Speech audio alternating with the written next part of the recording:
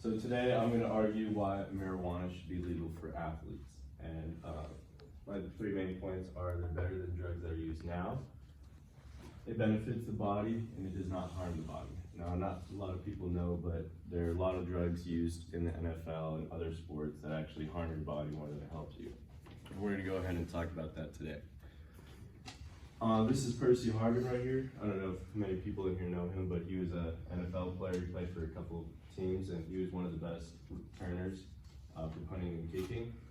He actually, after he retired, he let the media know, let everyone else know that he actually smoked weed very often, I think after every game, to help with his pain that he had all the time. And a drug that he would talk about not using is called opioids. Opioids are actually chemically similar to heroin, according to the National Institute of Health. Opioids are also very addictive, and that's why the doctors actually nowadays prescribe less opioids now, which actually damages your body because you're not getting the dose that you need to cover up the pain.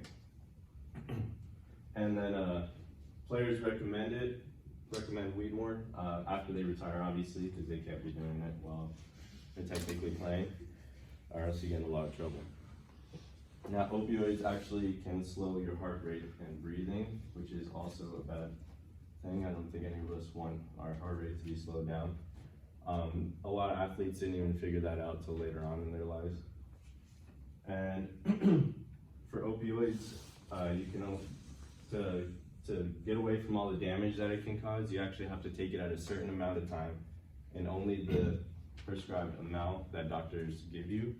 And sometimes your body can get used to the original amount or original dose of opioids, so it won't be as effective as taking more. And for my second main point, it benefits the body. So it helps chronic nerve pain from injuries, according to Kathleen Doheny in her book. It actually takes pain away just as good as opioids, if not even better, because it has THC in there and also CBD. So CBD actually helps the physical part of it, and THC actually helps the mental part of it. So it blocks the nerves on sending signals of damage. And according to another study by Kathleen Doheny, it's actually not a drug, but it's just a plant. They've actually just came up with that about a couple months ago, that they don't call it a drug anymore.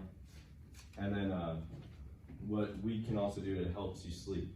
I actually have a best friend, and his parents are prescribed with marijuana, medical marijuana for sleeping. And that can help athletes as well, just for going to bed. Their pain, or if their body's in pain throughout the night, and they can't sleep because of it. It's obviously not good if you gotta wake up the next day for practice or a game. And then it enhances the play. And that kind of goes in with sleep and all of that, blocks the pain, helps you sleep better. And most people say it actually helps you desire a better diet, or not better diet, but it helps you want to eat, and knowing that what it does can help you create that good diet. Now, for my third main point, does not harm the body. There's actually, according to Arizona State University study, there's actually no physical damage to your body from marijuana. The cannabis benefited HDL cholesterol, and actually some studies say that it actually helps cancer in a way. And then there's actually no deaths caused by marijuana. There's no actual on-file deaths caused by marijuana. A lot of people argue with that, saying that people are driving while they're high and stuff like that. But if it became legal, that would obviously be illegal to be smoking and driving, as in some states like Colorado and California.